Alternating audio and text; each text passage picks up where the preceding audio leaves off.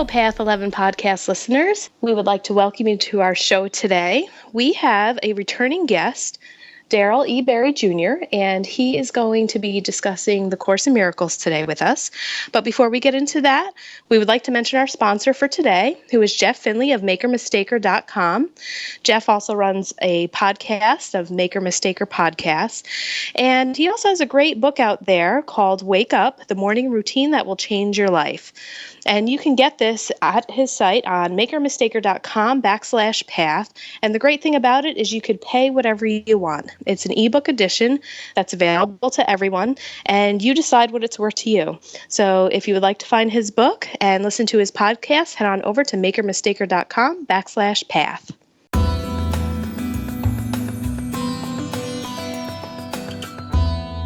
Okay, and we have our returning guest, Darryl E Berry Jr., back with us this week. Last week we were talking a lot about out-of-body experiences and some of the books that he wrote about that with his Beginner's Guide to Having the Out-of-Body Experience. And he's back with us this week to talk more about the Course in Miracles and what that is. And it's a pretty heavy podcast, we have to say. There's a lot of information that's given. This might even be a podcast that you want to listen to a couple of times. He does a really nice job of bringing some of the passages to the podcast and reading them and trying to dissect them a little bit. But there's a whole lot of information in this podcast for you guys. So we would like to welcome Darryl to our show. Awesome. Thanks for having me back. Yeah, so we're going to talk a little bit about Course in Miracles today. And I know that some of the, like we were talking about in our last podcast, some of the stuff that I have been exposed to in A Course in Miracles is more like students of A Course in Miracles, and then they go on to write their own books. Like the two people that I'm familiar with is Marianne Williamson and Gabriella Bernstein. But I also downloaded the Course in Miracles book, I think, to my iPod, and then there was like a workbook for 365 days of the lessons of the year. So I'm really looking forward to this conversation because Awesome. I have a feeling that you're going to have a ton of information, and just to, if you can, like, educate people right from the beginning of how this Course in Miracles came to be. I remember I stumbled upon it, I want to say maybe a year and a half, 2 years ago, and had never heard of it. And it's been out for years. What was That's it? right. Yeah, decades now. Yeah, decades, I know. And I remember like looking at the first page, or it said something like that, this is a required course in life. So, being in the field of, a lot of the holistic therapies and just, all of this information about just growing and healing and stuff, I couldn't believe that I've never run across it before, 30 years of my life. And now I'm just stumbling upon it. So I kind of also feel there's something about the information that maybe it shows up in people's lives when they're ready for it. So That is true. So why don't you just take us from the beginning, if you can let people know what this Course in Miracles is all about and how it came to be. The course first came about, there was a lady named Helen Schuckman. And what happened is she was a psychologist, very professional. And she worked in an environment that, like most of the scenarios on this planet, were very stressful. Like most of our corporate environments and so on and so forth, about production, about status, about appearance. And her boss, who was William Thetford, they were very at odds with each other, to put it lightly. And what happened is they had so much frustration, so much anger, so much negativity, so much competition, amongst their peers in their work environment that Helen came up with the idea, basically she said there must be another way. And to her surprise, Bill Thetford said, I'm going to help you find it. I agree. And so basically in that moment, they went from being at each other's throats, which, over the course of their relationship over the decades, they still were a lot of times at each other's throats. But from that moment, a new way of interacting began. And in response to her investment in finding another way, initially she started to have these visions and dreams that were highly symbolic and highly mystical, which she eventually started to write down and note. And eventually, she started to hear a voice. She described it as a voice that had no sound, but started to dictate information to her. And one of the things it said early on was, this is A Course in Miracles. Please take notes. Now, one thing to keep in mind is that the early part of the course, the first 5 chapters, are a lot of personal material was there. A lot of people try to make a big deal about the urtext. And the urtext is basically, she would actually dictate what the voice dictated to her in shorthand, and then she would read the shorthand to Bill Thetford, and he would type it out. And the initial typing that he typed out is called the urtext, which included a lot of personal material, because initially she was afraid. Now you're talking about a psychologist who was not necessarily religious. I mean, she was very much into the idea of the Catholic Church. She liked the atmosphere. She liked the language of the Bible, but she was not necessarily religious. And now she's hearing a voice from on high, basically. And so she was very afraid. She was very self-conscious. Bill Thetford helped her a lot through that with his companionship. They were never, at least, that I'm aware of, romantically involved. I mean, she was married to someone else, but they became the best of friends. And but she would read her shorthand to Bill. Bill would type it out, and that became the urtext, which included a lot of personal things. Now, you had mentioned the verse that's actually from the introduction that says this is a required course. That's one of the many things that's misunderstood about the course. So that verse is not saying this is a required course. Everybody needs to take it like this is the thing. What happened is Helen was an educator. She used to teach classes and things, and she came from the background of a university curriculum within which there are required courses and there are electives. You go to a college course, and there's some courses, if you have a major, that you have to take in order to get your major. And there's so many courses that are called electives where you can pick out which one you want. Maybe you like art, maybe you like music, but you have to have an elective, but you have your option. So what she was saying was, because some of the things she was hearing was a threat to her way of thinking, because the course very much challenges our perspective of the world. Basically, it tells us everything that we believe is backwards and upside down. Because the things she was hearing was so challenging to her way of thinking, she said, do I have to do this? Is this something I have to do? Talking personally about herself. And the voice says, yes, you have to do it. It's not an elective. It's a required course. And when they took the urtext and they edited that down to make it a more public format, that's how it came out. And Kenneth Wapnick, who is the first and greatest teacher of A Course in Miracles, who teaches it accurately. He knew Helen personally. If you get, he has several, recordings of his classes and books out now. He died in 2012. But on one of his recordings, he said, he described the scenario and why that was edited that way. And that's one of the things that he said, that they even thought amongst themselves, like, Bill Thetford, Helen Schuckman, Judy Scutch helped publish the course and put it out publicly with the Foundation for Inner Peace. That's one of the things they said when people started to misunderstand that verse, that they wish they would have put a different way, so people wouldn't think it meant that everybody needs to study this course. But that's where that verse comes from. Okay. So she kept scribing, and after the first 5 chapters, that's when she started to come into her own, and just like with me with the out-of-body experience we talked about the last time, in my experience as I started to become aware of my various lifetimes. I have lifetimes where I was in China. I have lifetimes when I was in India, when I was studying various things, and this is one of my lifetimes where those things are starting to come to a head. So it's no coincidence that I started spontaneously having out-of-body experiences and interacting with extraterrestrials, because this is one of those lifetimes where it's a bit farther along the line, and those things, from my perspective, are my past life. All lifetimes happen at once, but the way it plays out, we have advanced lifetimes and lesser advanced lifetimes, and the more advanced lifetimes basically draw from the other lifetimes and forward its potential. So Helen, in her various lifetimes, she had this channeling ability, what they call describing ability. So that's why she was able to get to be such a pure channel to access such a higher level of you can say the universal mind. So after chapter 5, when her fear abated and she became more accepting of this ability, one time she had this dream where she saw this scroll, and it was a scroll, like a papyrus scroll, you rolled it up, and to the left of the scroll, she looked and she can see the past. And she knew that she can use the scribal ability and access any information she wanted in the past. Much like Edgar Casey, how he was able to take down a lot of medical data. She knew that if she applied it in a certain way, she could access anything about the past. And she looked to the right and saw that she could access anything about the future. For instance, Nostradamus. She knew that she could access any information she wanted about the future.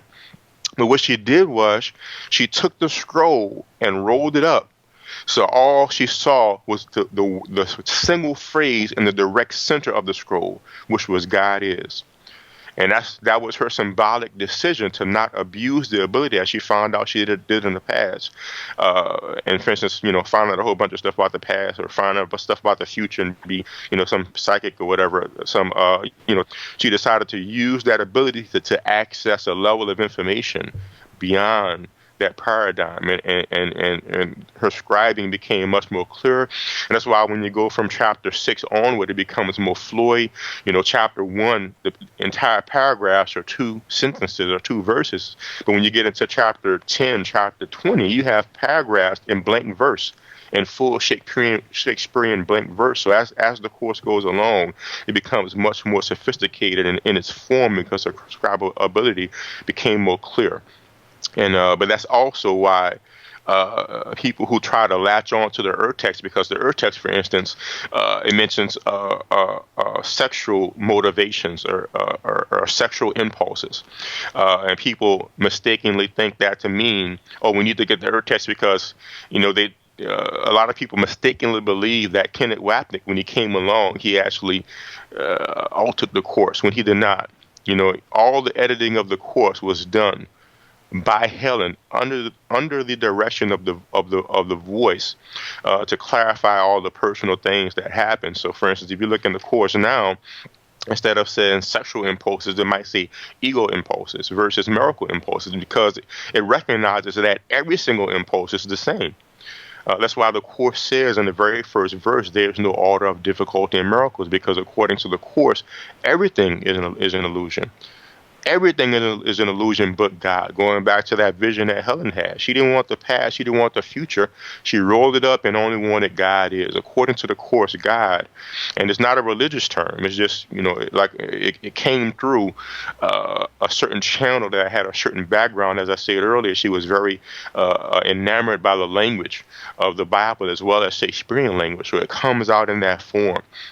It is talking about a universal reality, totally beyond the illusion of this world, totally beyond duality, a oneness joined within itself with no separation, no distinction.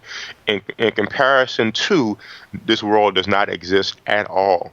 That's why the Course is the teaching of pure non-dualism. That's why on the subtitle of classes of my book is, pure non-dualism. Because A Course in Miracles teaches that only that reality is real and nothing else is real at all. And being that nothing else is real at all, everything is equal in its illusory nature. So whether I have an impulse to eat food, or whether I have an impulse to have sex, or whether I have an impulse to get this morsel of food, or whether I have an impulse to grab this bottle of alcohol, any impulse we have to make ourselves feel better that does not address the mind's choice to be separate from that oneness is equally illusory and will equally fail. That's why it talks about miracle impulses versus ego impulses now. So there's so many misconceptions about the Course that people have, and that's one of the reasons why I like writing and teaching now, to help address these misconceptions. So that's a general history of how the Course came about. Now, as far as what the Course says, now the Course, being a Course in Miracles, to understand what the Course says, because there's so much that can be said about the Course. Like every single chapter in classes is a 1 or 1 hour and a half class. But the focus on one aspect, we could, of course, focus on the miracle. Now, if you have the Course, like you were saying, you downloaded it, so you have access to it. If you were to go to the workbook, and go to the workbook is basically in two parts. Let me back up. So the course is divided into three different major sections. There's the text, which is basically the theory of the course. It gives the full theoretical foundation upon which the ideas flow. And the second part of the course is the workbook, to where it takes the theory of the course and frames it in a way that can be applied. So it's 365 lessons, one lesson for each day. And basically it gives you different ways of thinking. For instance, the first workbook lesson says, nothing I see means anything. That's not going to be meaningful to you unless you understand that the Course says that the universe is illusory. That nothing here is real. For instance, if you go to chapter 23 of the text, in chapter 23, section 2, it says there's no life outside of heaven. It says where God created life, their life must be. In any state apart from heaven, life is illusion. At best, it seems like life, at worst like death. Yet both are judgments on what is not life, equal in their inaccuracy and lack of meaning. Life not in heaven is impossible. That is what the Course says. So that's why when you get to the workbook, when it says nothing I see means anything, that's why it means nothing, because what you're seeing, what you're perceiving is not heaven, is not life, it's absolutely illusory. So you have to have a foundation of understanding of the text in order to make the workbook have meaning. Now, and then when you have that theoretical foundation and you apply the workbook, then those lessons have meaning, and then you get to the third part of the course, which is the manual for teachers, that answers various questions that a student might likely have, like are changes required in the life of God's teachers is one of those chapters, where basically the course points out that it's not a religion, it's not a ritualistic thing. It's about how you think. That's why when you go to the first chapter of the course on page 3 in the text, it says miracles are thoughts. So miracles are how you think. So you don't have to go live on a mountain to do a course in miracles. You don't have to give up sex or give up food or give up alcohol, because they're illusions anyway. If it makes you happy to do it, that's fine. But what the course is interested in is how you think. The course is interested in how you interpret these things. And what we learn to do is, as time goes on, we start to learn to interpret things in such a way where it has no effect upon us. As that verse I was reading, quoting earlier was saying, in any state apart from heaven, life is an illusion. At best, it seems like life, at worst, death. At best, it seems like pleasure, at worst, pain. At best, it seems good, at worst, bad. So what the Course is telling us is the good and the bad is illusory. It's not trying to take away the good. It's not trying to take away the bad from us if that's what we want. It's simply letting us know that you're not going to be happy unless you let them both go and look at the middle of that scroll, as Helen was saying, God is. You will only find happiness. You'll only find wholeness by stepping out of the illusion entirely. But until you're ready to do that, you're fine doing whatever you want to do. Just gradually, along with me, learn to look at it differently. So the manual goes into things like that. When you go into the authentic course, because as I was saying, some people stole, basically. It was really stolen, the urtext. There's also a version of the course that was given to the Edgar Cayce Foundation. I don't remember the exact name of it. I believe the abbreviations are ARE. But basically, they had the urtext, and then they typed it up in a professional way to start to publish it. When they first typed it up, they gave basically the first draft to the people at the Edgar Cayce Foundation, because he was a channel, and that the two groups became kind of friends, and somebody stole that and published that. That became the Cayce edition. And but each of these things have mistakes because they were not properly edited at that time. Like even the Hewlett and Casey version, that version, there's a few paragraphs missing because apparently when Helen was scrolling through her shorthand notebooks reading to Bill, she must have, 2 pages must have been stuck together. So when she read it to Bill, there was 2 paragraphs missing. So when they went through and re-edited the whole thing again and went through everything, they added those 2 paragraphs again. So if you want to get the authentic course, you have to get the Foundation for Inner Peace version. If you want to get the authentic one, the Foundation for Inner Peace, the second edition, which is when they went back, they found those 2 paragraphs that was missed. Kenneth Wapnick did help them add chapter titles and section titles, and he made it more professional with versing. Like you can see that the text now has verses for each sentence has a number to it. So he helped with stuff like that, with the aesthetics of it. But that second edition from the Foundation of Inner Peace, that is the authentic course. Now, because the thought system is so advanced and so pure, I mean, you can still get the gist of what it's saying from those other editions. It's not to say that you're going to go to hell if you have the other editions or anything like that. It's just that, like I was saying, there's a lot of things you can misunderstand if you don't have the theory properly, which of course you don't have the theory properly if you're just picking it up, which is why a lot of people that believe in getting these earlier editions get it wrong, because a lot of things are so apparently unclear. But when you understand the core message that it's saying, for instance, that there's no life outside of heaven, that miracles are thoughts, you could put those things in perspective. But going back to the manual and the supplemental material. So after Helen inscribed the course, a few years later, she realized she can still access that level of thought whenever she wanted. And she also scribed a few supplements. There's one called the Song of Prayer, and one called a psychotherapy pamphlet, where she started scribing additional things specific to certain topics, which you could only get from the Foundation for Inner Peace as well. But that's basically how the course came about. Now, going back more into the miracle, one of the most explicit and direct explanations of the miracle, which is something I always go back to in my classes, is this part in the workbook, the second part of the workbook, section 13, what is a miracle? But of course, literally defines specifically what a miracle is. It says, what is a miracle? And this is what it says. It says, a miracle is a correction.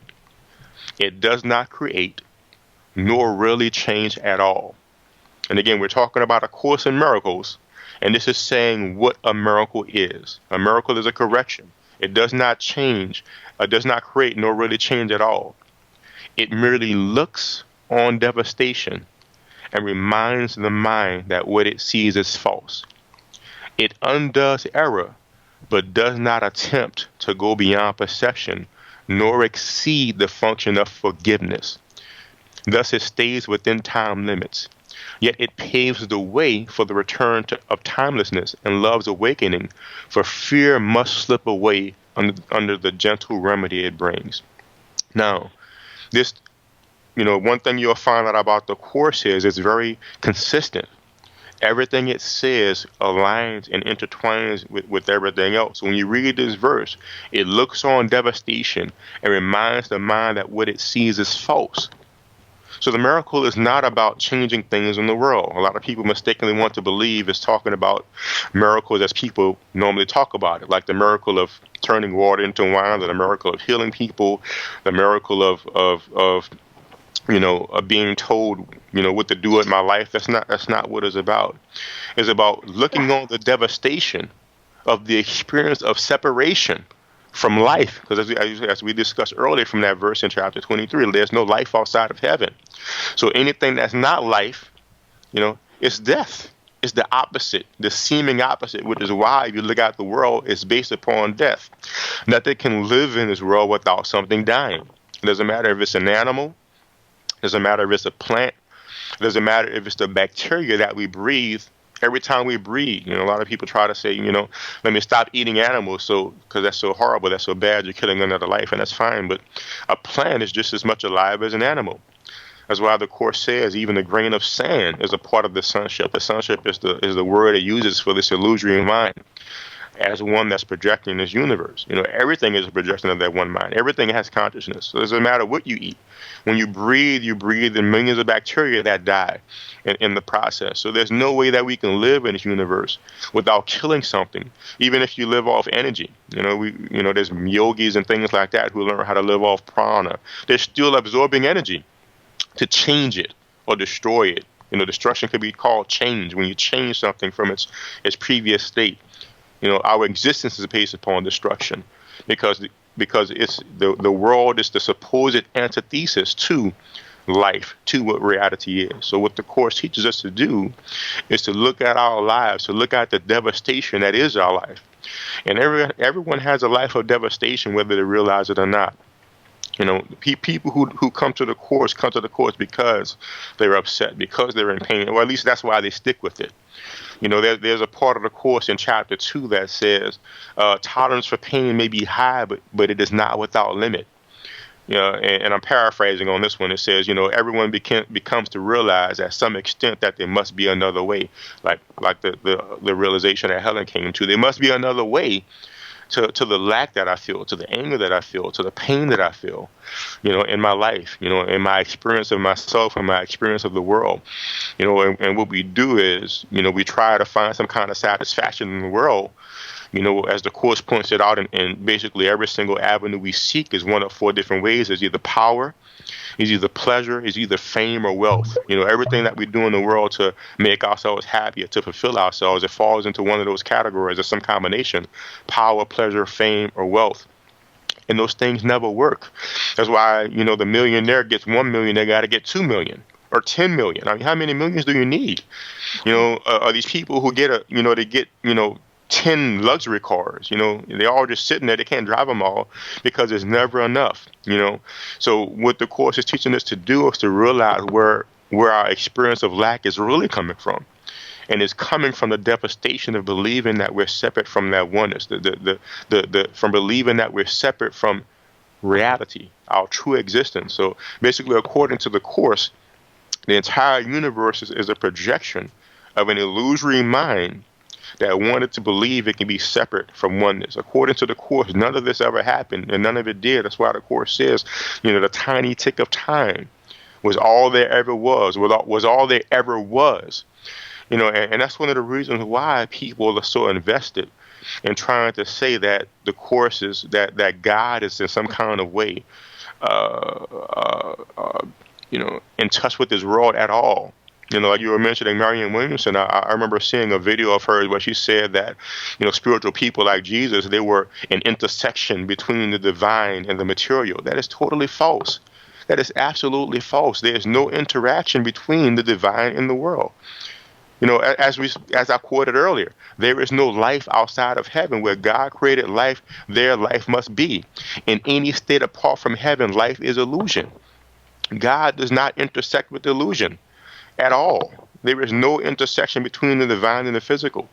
And the reason why there's misconceptions like that is because, as the Course teaches us, the ego's existence. And let me back up again. So the Course, the way the Course describes it is this illusory thought that arose. It says that consciousness was the first split introduced into the separation.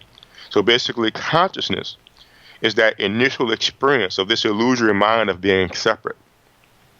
And when that thought seemingly arose, this illusory mind had one of 2 ways of looking at it. Being that it's a thought of separation, it did what it is. It separated. And it separated into 2 different ways of perceiving the thought of separation itself. One way of looking at this thought is that the separation is real, that it is valid. And the Course anthropomorphizes that into the ego. The other way of looking at this thought is the Holy Spirit. That's how the Course anthropomorphizes that mind's way of looking and recognizing that the separation never occurred. So you have the ego and the Holy Spirit. So when the Course talks about the ego, It's not talking about some separate thing like a devil on your shoulder telling you to be evil. When the Course talks about the Holy Spirit, it's not really talking about some separate entity that's flying around telling you what to do in your life. It's talking about different ways that this mind has of interpreting that idea of separation. And that's why when you go into chapter 4 of the text, it says, "It is surely apparent by now why the ego regards spirit as its enemy," in quotes. "The ego arose from the separation, and its continued existence depends upon your continued belief in the separation." Let me read that again. "The ego arose from the separation, and its continued existence depends on your continuing belief in the separation. The ego must offer you some sort of reward for maintaining this belief. All it can offer is a sense of temporary existence, which begins with its beginning and ends with its ending. It tells you this life is your existence because it is its own." And that's from chapter 4, section 3 of the text in paragraph 3. So that's why people have this investment in believing that God has some kind of interaction with the world, that the Holy Spirit is trying to tell you what to do with the world. Why would the Holy Spirit try to tell you what to do in an illusion? It's an illusion. It doesn't matter what you do. What matters is that you recognize the illusion for what it is, as we read about in the workbook, that you look on devastation and that you become aware that it is not true. That's all the miracle does. But, as I just read, the fear that we have of that is because the temporary existence we believe is our existence. That's why we're so attached to the I. We're so attached to our individuality. You know, people get so upset when you say their name wrong, for instance, or when you don't acknowledge them, when you don't respect them, when you don't acknowledge what they do, when you don't get them credence or credit, you know. And then when we look in our world, you can see how it plays out. You know, I just remember reading recently where there's some sitcom. I believe the Rock is in it, and I don't know if the situation is true or not, but it's been reported that that this man is suing them for plagiarism. You know, he's saying they stole his idea. What does he want? He wants recognition. He wants acknowledgement. He wants the wealth that's due to him for his idea. You know, and if they did do that, they wanted that recognition. They wanted the acknowledgement. You know, they wanted the wealth and the fame that comes with that, and they didn't want to share it. So they stole it if they did it, or it's just a mistake, and he just wants to get the recognition and steal it. But that's all throughout our existence. People, we want recognition. We want our just due. You know, don't say my name wrong. Don't disrespect me. You know, it's based upon maintaining that I, because that existence we've intertwined with our sense of being, not realizing that our true sense of being is totally beyond all of this. But because we have so distorted our self-concept, and basically ourselves with illusion, we're having an investment in maintaining that illusion, because we believe that temporary existence is not us. You know, so that's why you see people, you know, believing that the miracle has anything to do with anything in the world that does not. As the Course says on page 3 in the first chapter, miracles are thoughts. Miracles refer to how you think. Now, continuing that progression, we talked about the illusory mind. We talked about the two ways of looking. What happened is this illusory mind, as we just read, it ego anthropomorphizing, because that sense of temporary existence, it began to mistaken the mistake as its own existence, so it wanted to maintain it. And when it attached to the ego, that's what we can call the third step of this separation. And the fourth step is the making of the universe. If you go into chapter 18 of the text, it talks about how the entire universe is a projection of that one thought. What we think of as the universe is not anything created by God. Right? As we read earlier, there's no life outside of heaven. There's no life outside that state of purely non-dualism. Right? Anything that's separate, anything that's fragmented is not real at all. Right? So this entire universe is a projection of that thought of separation taken seriously. You know, that's why the Course says that of the tiny mad idea. It says that's what it calls the entire basis of the universe. It calls it a tiny mad idea, and it says it's a tiny mad idea at which the Son of God forgot to laugh. According to the course, the entire universe is just a projection of an insane thought that there can be life beyond or outside that state of absolute oneness.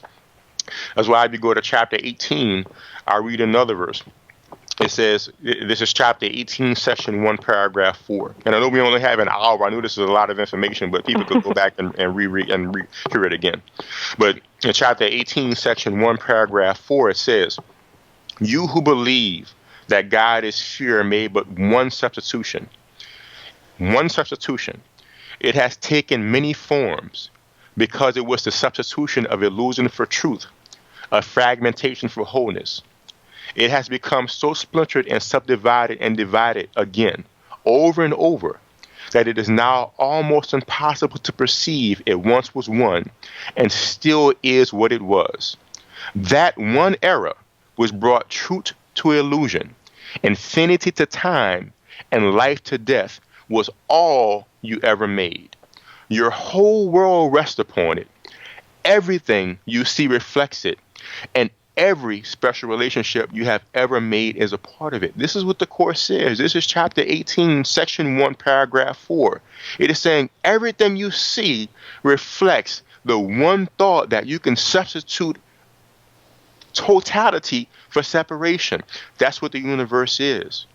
So what scientists call the Big Bang is that projection. It's this one universal mind of a scale that we can't even fathom from our experience as an individual. That one universal mind projecting, again fragmenting that idea of separation. That's why it says everything you see reflects it. Everything you see reflects that one thought because it's a projection of that one thought of separation, which is again why you can see separation so much on our planet, right? You look at the human race, we're all human, but we say your skin is light and your skin is dark, so we're different and let's kill each other. You know, you can go into the Middle East, there's people that are the same people, but they believe in different versions of Islam, and they've been fighting for centuries. You know, we all live on the same planet, but we find reason after reason after reason to be separate. You know, in the slavery times in America, your skin is dark, my skin is light, so you should be a slave.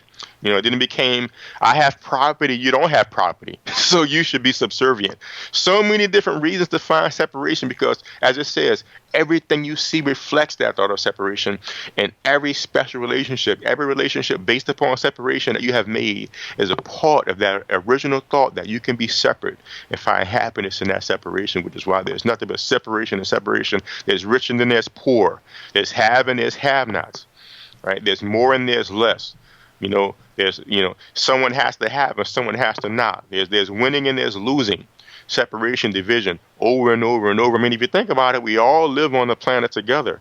Why do we have to have all this separation? It makes no sense. I remember seeing this image on social media. The world is in so many trillions of dollars of debt. To who? There's nobody else. There's just us. You know, if you wanted, we could just do away with money and just recognize we're all one people. Let's just live as humans on the planet. And that's how a lot of these advanced planets live, like the Pleiadian planet. They don't have money. They don't have governments because they're all Pleiadians. They just recognize, well, we're all Pleiadians. We might as well just work together and make everything work. You know, because they don't have separation and division, they utilize the fullness of technology. We have technology to have free energy. Right? We don't have to use gas and fossil fuels, but guess what I can do if we have gas and fossil fuels? I can have separation. I can have access to the oil and you cannot, right? And if you have the oil, I'll come over there, blow you up, and take it from you, and then I have it, and then we have the wealth, and we have the control, we have the power. If everybody had a box that can produce an infinite amount of energy, well, I mean, that takes away a lot of the reins of control from certain people. You know, so our world is so heavily invested. That's why I'd be going to, like, there's this guy named. If you want to know what the Course really says, besides my teachings, you can get this guy. Get this book by Gary Renard. He wrote these books called The Disappearance of the Universe, Your Immortal Reality, and Love Has Forgotten No One. He's writing another one now, and long story short, these ascended masters came to him, which were basically representations of symbols of that level of thought that we call the Holy Spirit, which Helen got in touch with when she scribed the course. He got in touch with in that form, and they took him on an out-of-body experience, and took him to a Palladian craft. They were basically giving him a tour of the universe, and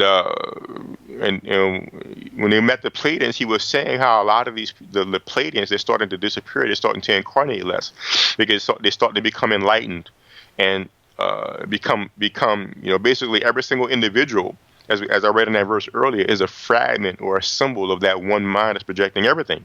So as the universe disappears, as that thought goes away, symbolically, the way it plays out in the universe is as an individual will reach enlightenment, like Mother Teresa or Yeshua. When people become pure manifestations of love, when they totally let go of that investment and separation, become loving, become forgiving. There's no judgment. There's no pain within them. And she was saying that the Pleiadians are coming to that point, and that's why their population is going down, because they're starting to reincarnate less. So what's going to happen is that's going to happen with us as well. But we have to decide to interpret the world differently.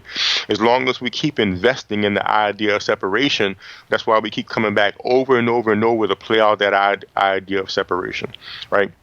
But I was saying all that to say that on their planet, they don't have this separation, because they're getting to that point, because they're letting go of the investment in separation, and they start to see and recognize we're all one people.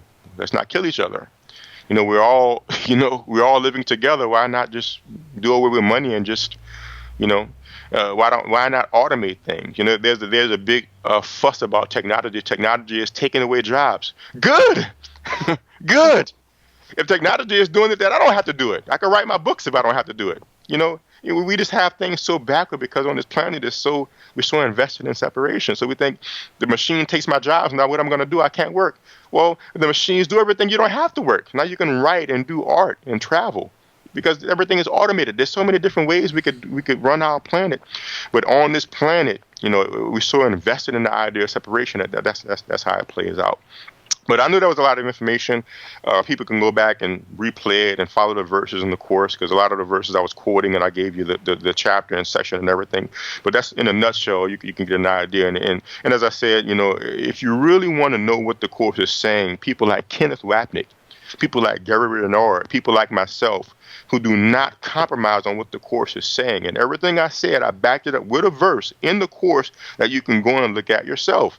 It's just that, people have to overlook these verses to say that God intersects with, that the divine intersects with the world. You have to ignore these verses that say everything here is an illusion, that there's no life outside of heaven, that the miracle looks on devastation and reminds you that it's false, that miracles are thoughts, that the tiny mad idea is a tiny mad idea that the Son of God forgot to laugh at. People have to ignore these verses to maintain the belief that something here has to do with reality at all. So as I read earlier in chapter 4, to keep their sense of illusory identity intact. That's what it's about. We're afraid of losing our individuality. But eventually what happens is, as we gradually go along, and gradually start to look at the devastation that is the pain and upset that we have, and start to forgive it, start to let it go by recognizing that reality is only beyond this, so therefore nothing can really have an effect on me. And we start to become more peaceful. The first thing that goes away is our anger, our judgment, our fear. And then eventually we realize that I is painful too. That the I itself is an aberration. Then we let that go, and then we no longer reincarnate. So I know that's a lot. What questions do y'all have, or comments do y'all have out of that? Yeah, I know that we both have some questions, and I think where I find the course challenging, I know it's like a 620-page textbook, and the workbook's 478 pages, and just even the passages there that you read are so deep, and it really feels like, I know that there's like meetup groups for A Course in Miracles, and I think it really helps when there's people like yourself who, can kind of teach it a little bit, because sometimes it's really heavy. It's a lot to take in and to dissect, and then how do you take these words and just apply it to your life and what's happening in real time. Right. I know Mike has a couple of questions too, but one of the questions that I kind of had. It's, I could imagine that some people might even be turned off by the word heaven or by the word God, or, saying that there's, I forget the wording that you use, that there's like no separation from Hmm. heaven. But, you know, doesn't that kind of make it sound like that maybe heaven is like this destination, or that there's this place? And if we are kind of also thinking about consciousness and the way that it moves, I mean, how do you interpret what heaven is without it giving it almost feeling like it is this certain location that we go to or that we may exist in when we're not in our physical body? Good question. And the way you get to that point is just by taking the course in total. Just by reading it and taking the verses in total, because, and that's a very good point, because, it turns a lot of people off, but the reason why it's worded that way is, again, because it's coming through a certain channel. Like when you get into channeling, you learn that, it can't help but to come through the device that is using, which is that being, that consciousness, that personality, right? So Helen was into Shakespeare. She loved Shakespeare. That's why a lot of the course is written in Shakespearean blank verse. Helen very much liked the language of the Bible. So it comes in the language of the Bible, and of course the first one to reach enlightenment, Yeshua, the Christian religion, is based upon him. So on the one hand, you have the fact that the channel that it came through like those forms. And on the other hand, you have the distortion that the Christian religion has become, was supposedly based upon what this pure manifestation of that right mind was. So in one fell sweep, by using that language, the Course is correcting a few millennia of misinterpretation. Right. So that's one reason why, or I guess you could say two reasons why the wording is that way. So, it uses the word heaven, but it clearly says that there's no life outside of heaven. It clearly says that there's a first, there's no second, there's no third, there's only the first. It clearly says that and I'll read some verses. So I want to make sure that I back this up with verses so that people, because it's very easy to misinterpret the Course when you don't actually refer to verses. So let's go to a part in the workbook. This is in workbook 169. Workbook lesson 169, paragraph 1, 2, 3, 4, 5. It says, oneness is simply the idea that God is. And in his being, he encompasses all things. No mind holds anything but him. We say God is, in quotes, we say, quote, God is, and then we cease to speak. For in that knowledge, words are meaningless. There are no lips to speak them, and no mind sufficiently distinct to feel that it is now aware of something not itself. Let me read that again.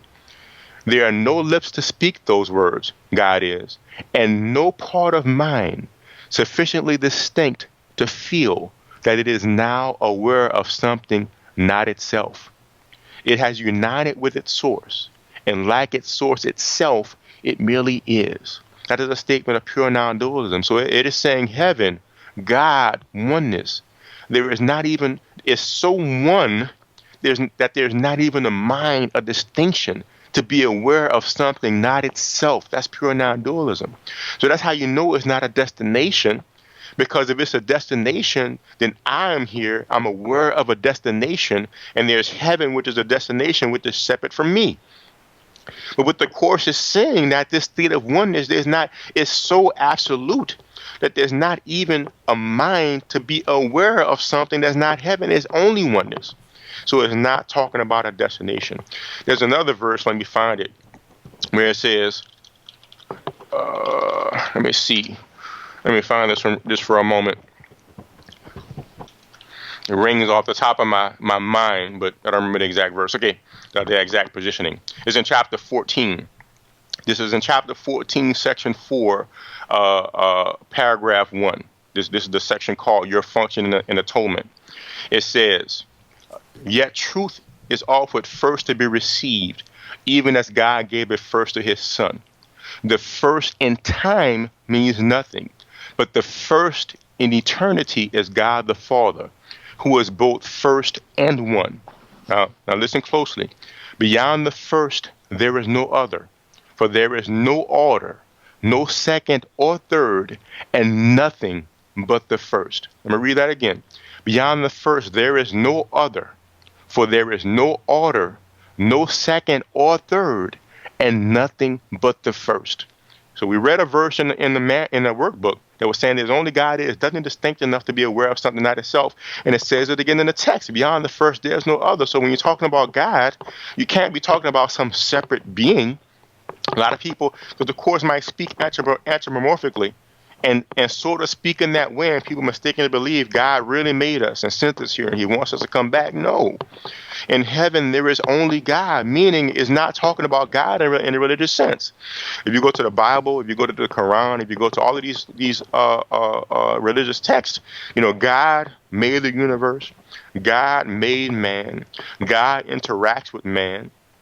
So there's clearly God the first, but then there's, some people say there's Jesus the second and the Holy Spirit the third and so on and so forth. But there is a second, there is a third, then there's a trillionth because there's all the people on the earth. And of course, if you recognize there's extraterrestrials, there's people in the extraterrestrial planets, and there's not just the first, the second, the third, there's a trillionth.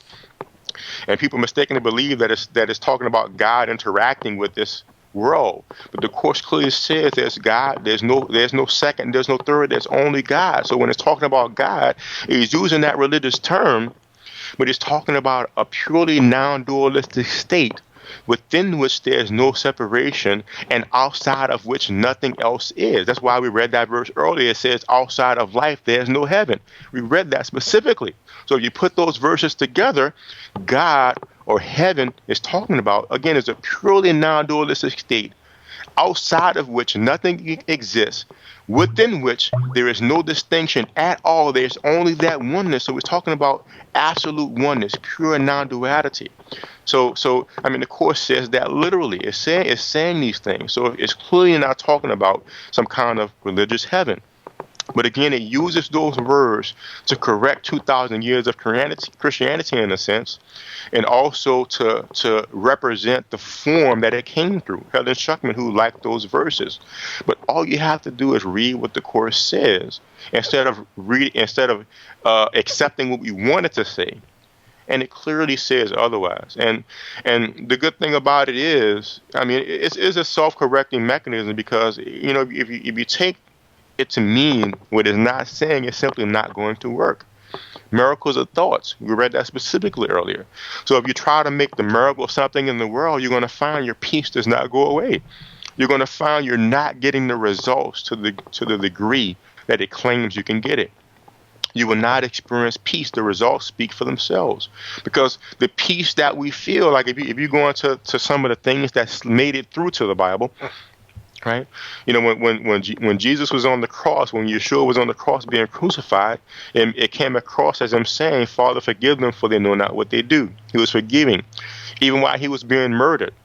The way the Course teaches it more accurately in chapter 6, it says that, matter of fact, let's read that, because I want to make sure I give verses, because people have so many misconceptions that I want to make sure when I teach this stuff that so flagrantly contradicts what a lot of people say, including very popular people, that they're just not teaching the Course, and that's why it contradicts what the Course is actually saying. And I'm going to chapter 6 of the text. This is chapter 6, section 1, paragraph 4. Chapter 6, 1 and 4. Assault can ultimately be made only on the body. There is little doubt that one body can assault another and can even destroy it. Now listen to this. Yet if destruction itself is impossible, let's go through the verses we read earlier. We read that the miracle looks on devastation and reminds the mind that what it sees is false, right? That's in the workbook, the second part, section 13, what is a miracle? Then the miracle looks on devastation and reminds the mind that what it sees is false, because all of this is illusion, because as we read, there's only oneness, quote, God, and there's nothing outside of that. Therefore, anything other than God is impossible because there's only oneness. Everything else is illusory. Thus, destruction is impossible because destruction can only happen within an illusion. You starting to get it? Anything that is destructible cannot be real because of all the stuff we read already. Its destruction, therefore, does not justify anger. Let me read that again. Yet if destruction itself is impossible, anything that is destructible cannot be real, like the physical body. Therefore, its destruction, therefore, does not justify anger. The reason why he could not be angry, even though his body was being destroyed, because he realized that anything outside of that absolute oneness does not exist. He did not identify with his physical body. That's why the miracle is not about healing the body. Why would you want to heal what does not exist?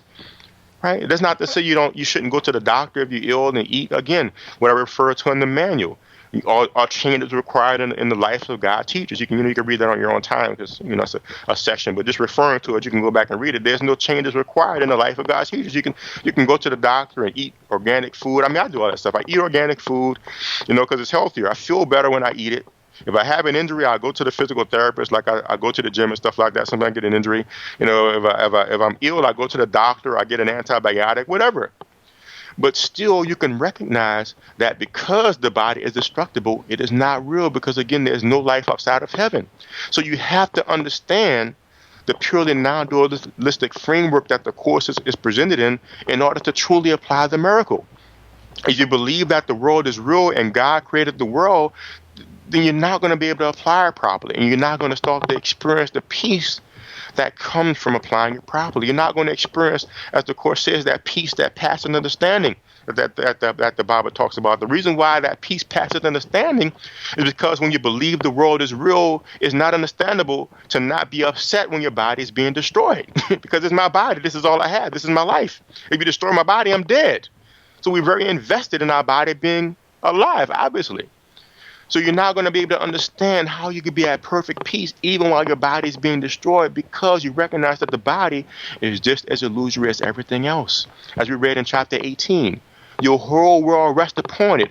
Everything you see reflects it. And now you're starting to see how all these verses intersect. It's saying one thing. The reason why destruction is impossible and anything that's destructible can't be real is because everything that's destructible is a projection, as it says in chapter 18, section 1, of that one thought that's illusory. Thus, everything we see reflects that one thought, so everything here is illusory, which is why life does not exist outside of heaven, because that alone is real, and there is no separation and no distinction in what is real and what is life and what is heaven. You see how this all connects. So the Course is very clear what it says. But as I read in chapter 4, we have that investment in separation, that investment in our temporary existence, which is why it talks about in chapter 13, section 3, the fear of redemption. We have a fear of letting go of this pain because our existence is dependent upon it. So the Course is very clear about what it says, but because of our fear of letting go of this temporary sense of self, we want to hold on to it. So we distort what the Course says. But again, if you want to understand what the Course is saying, I started going to study groups. I don't go anymore because they teach such inaccurate stuff. If you go it could be a social event. Sometimes I go to events as a social event. But I suggest that you do not, you take what they say as a grain of salt. I've yet to go to a core study group that accurately teaches the Course. I went to core study groups in Louisiana. Right now I live in Kentucky. I went to events in Kentucky. I've gone out to see Kenneth Wapnick several times while he was alive. I saw him teach in person. And I went to study groups in the area. I've yet to find one that teaches the Course accurately. I've yet to find it. I don't try to, initially when I was less savvy with my own application, I used to try to correct them. But now when I go, I just listen and I just let them say what they're saying. I leave and I just don't go back. Because I guess I'm not so social. I prefer to, like you were saying, you was asking me about my holidays. I prefer to just be at home and write and meditate and stuff. I get on, play video games sometimes, but I don't go out much. But, if you want to go as a social event, it's fine. But if you want to know what the Course is saying, get the book, The Disappearance of the Universe by Gary Renard. It would tell you what the Course is saying. Get anything by Kenneth Wapnick. You will learn what the Course is saying. Get my book, Classes on the Course in Miracles, where it's transcripts of classes. Like I know we only have an hour, so I've been going kind of fast. But I take my time a bit more, and because I know the person will be coming back next week, so we take things step by step and go over things over several weeks. And you can read classes where I go over things verse by verse and we go over concepts. Find somebody who's actually teaching what the Course is saying if you want to know what the Course is really saying. And there's a lot of popular people that teach stuff, and the reason why they're so popular is because they're not teaching what the Course is saying. They're teaching New Age stuff that people want to hear. They're teaching, they're really teaching stuff like, the law of attraction and stuff like that. And then they throw in a Course verse every now and then, and people think they're talking about the Course. They're not. Why would the Course want you to manifest an illusion? It's illusion. The Course wants you to get out of illusion. The Course wants you to wake up from the devastation that is the experience of being separate from reality. That's what the miracle is. Let's go to our verse in the introduction of the Course. We're talking about the introduction on that. This is the introduction. This is you're just getting into it, and this is what it says. It says in the introduction. This Course does not aim at teaching the meaning of love. A lot of people want the Course to be about love and light. It's not. It says in introduction, the Course does not aim at teaching the meaning of love, for that is beyond what can be taught. Why is it beyond what can be taught? Because as we read earlier, reality is totally beyond separation. There is no interaction between reality and illusion. So you can't teach about something that's totally beyond your purview. But what you can do, the introduction says, it does aim, however, at removing the blocks to the awareness of love's presence. Removing the blocks, right? That's why the Course says in the workbook, as we read earlier, it looks on devastation and reminds the mind that what it sees is false. It's saying the same thing all the way through. So the Course is not about teaching you to be loving. The Course is about teaching you to look at your hatred, look at your judgment, look at your condemnation, look at your fear, and recognize all of that, as we read in chapter 18, is a reflection of that one pain of being separate, and recognizing that original pain is not true as well. And thus we can learn to interpret the world from that perspective over and over and over when we feel upset, when we feel angry, when we feel judgmental. The blocks to the awareness of love, as it talks about in the introduction, right? The devastation, as it talks about in the workbook. The special relationships, as it talks about in chapter 18. We start to look at those things and reinterpret it.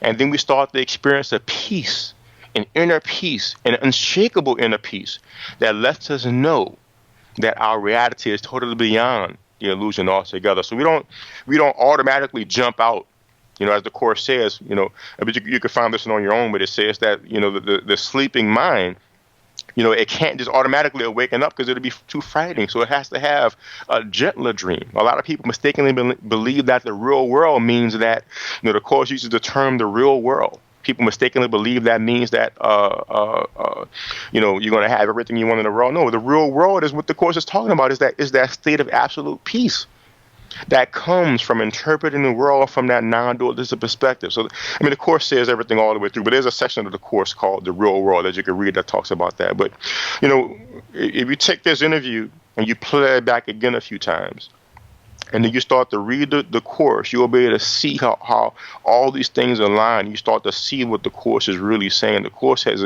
a purely non-dualistic teaching. It's not trying to teach you how to do or be anything in the world at all.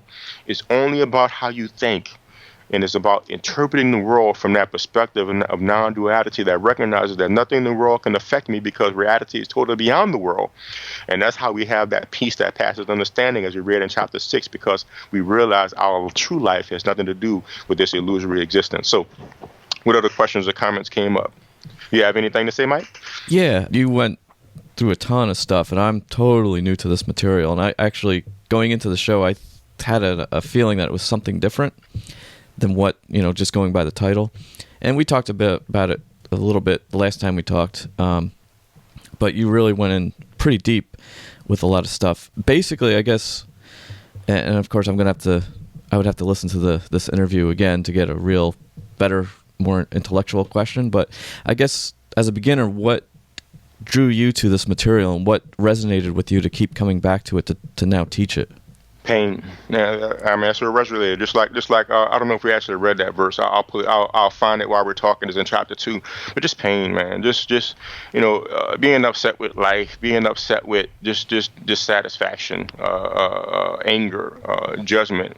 And I still have all these things. I still get angry. I still get frustrated, which I always like to throw out there. I'm not enlightened yet. I'm not some kind of guru or anything. I'm still learning. But just being upset. Wanting to have inner peace, and that's what really made me stick with the course. Ever since I was a kid, I was mentioning earlier about I started to become aware of different lifetimes and things like that. So even when I was very young, I had the idea of breaking the cycle of birth and death. I remember when I was a little kid, and my parents would give me allowances. I actually saved up my allowance and ordered a metaphysical book through the mail. I'm like 6 or 7 years old, and I got a book in the mail. And my parents they just gave me they didn't know what it was. They just gave me the envelope. Like, what does this dude getting mail for? I mean, so ever since I was a kid, I was always interested in spirituality, and then I got into the Indian thought, breaking the cycle of birth and death. And I started to get into the Bhagavad Gita a bit, and the Upanishads and these Indian texts, and eventually I started to get, I was pretty much trying to find any kind of way I can to exit the universe, exit samsara, as I think the Buddhists called it. And I started to get into ascension.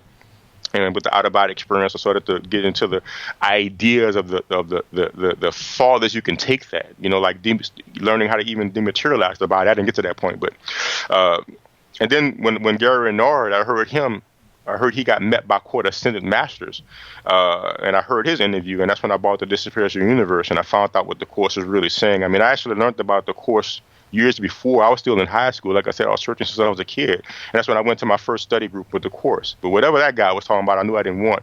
He was trying to use the Course to justify his anger, rather than just acknowledging that he's get angry sometimes. He was trying to say the Holy Spirit got him to be angry and yell at this person. And I'm like, whatever this guy's talking about, I don't need that. I know that's not spiritual. But eventually when I got to Gary and I read his book and I realized what the Course is really saying, and I started to understand that this could really help me to have inner peace, and this could really help me to actually leave the cycle of birth and death and no longer reincarnate anymore. I didn't stay with the Course because, as I mentioned earlier, is a threat to our individual existence, is a threat to a lot of things we want to believe and hold on to, especially like if you're a Christian and you believe Jesus said certain things. As I read earlier, Jesus has a totally different perspective of the crucifixion.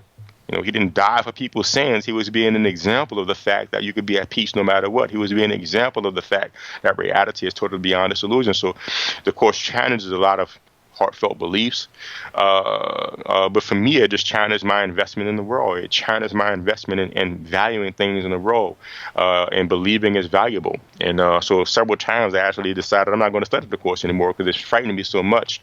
But eventually I would go back to the world and I would feel upset or pain or judgment. And I just realized when I interpreted the world from the way the Course teaches it, I experienced more peace. So that's what made me stick with it. That's what's going to make anybody stick with the Course. Is the pain that we feel existing in this world. So, and I'll read this verse here in a moment. But yes, that's what it was. Until you get to that point, you're not going to really stick with the Course until you get to the point of recognizing that we're really just not happy here. We're really not happy with the world. Again, that's why talking about earlier, that's why people have to keep on seeking and seeking and seeking. So often I hear people talk about this void that they have, that they're trying to fill, this emptiness that they're trying to fill, but they can't fill it. And the reason why we can't fill it is because the universe is a projection of the idea of separation from what is real. That's why nothing that we do in the world makes us happy. But I just wanted to have that peace, man. And I just started to realize that doing it in the world wasn't working. And again, I still have my ego. I always want to make sure I'm clear that I'm not enlightened, I'm not perfect. But I noticed that I have more peace than I did. I noticed that as time goes on, I have more peace. I noticed that things that used to upset me don't. Some of the things that used to, I still get upset, but I noticed that some of the things that used to upset me don't upset me anymore. I noticed that the things that still do upset me it upsets me a bit less sometimes. And I noticed that when things do really upset me and I let myself get embroiled in my anger, I have a way to deal with it. I have forgiveness. I have the miracle. So that's what really made me stick with it. Why don't we take the listeners to the book that you're writing about the Course in Miracles that's coming out in 2016 and where they can find your information? Yes, it's called Classes on the Course in Miracles, and basically it's transcripts of classes that's not just fast paced, because I know we only had an hour, so I want to make sure I got enough information there, because I know people could just go back and click it again. But it's basically transcripts of 12 classes that I taught on the Course in Miracles, where answering questions and going through verses, and it's 390 pages. It's 6 by 9 inches, so it's a lot of material as well, because there's so much that can be said about the course, and it'll allow you to see what the course is really saying.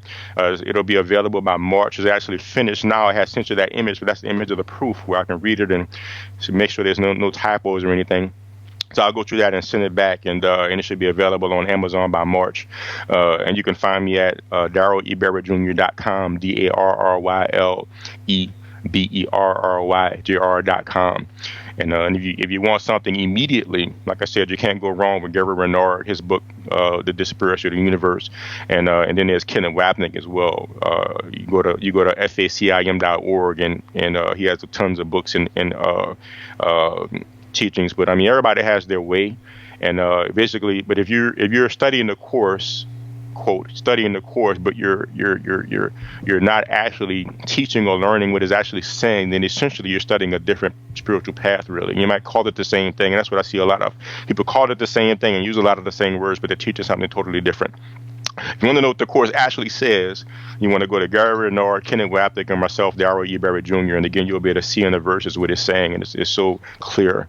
And but I hope everybody enjoyed. And it's not for everybody, because not everybody's ready. Not everybody's ready to. I mean, it's very challenging. It's very not just the intellectual aspect of it, but it's very challenging to look into yourself as deeply as it challenges you to do. It's very challenging to question your values to the degree that it does. It's very challenging, because we always want to make our little, I don't know what the word is, like that little place of thing that that's still valuable. We still want to make the world ruled in some way. We still want to make a lot of people want to believe that the Holy Spirit teaches them things in the world and cares about what job you get, and cares about helping you get a parking spot. There's so many different misconceptions people have, because we still want to hold on to that individuality. The course is so challenging, but if you start to approach it from the proper angle, from the proper theoretical perspective, then it could make a lot more sense, and then you'll be able to apply it and start to experience the peace that it's leading you towards. So I hope you get it. It'll be out by March, and it'll be available on Amazon and on Kindle, and it might come out even sooner. I mean, whenever it's available. But if you go to DarrylEBerryJr.com, DarrylEBerryJr.com, I'll make sure I post when it's available immediately. Great. Well, it was so nice to have you back on a second time, and we thank you for your time and all the information and stuff that you had to share. It was a great interview. Thanks again. Welcome, April and Mike. Thanks for having me. I enjoyed being here, and hopefully I can be back again. If you'd like more information about our films or to purchase our DVDs, you can head on over to our website at thepastseries.com. They're also available to purchase on Amazon.com. Our films are also streaming online at Vimeo.com, GaiamTV.com, and iTunes. If you have a show suggestion or would like us to interview someone specifically, please feel free to shoot us an email at info@thepastseries.com or send us a tweet at thepastseries. Please rate and review us in iTunes and subscribe. We hope you enjoyed the show.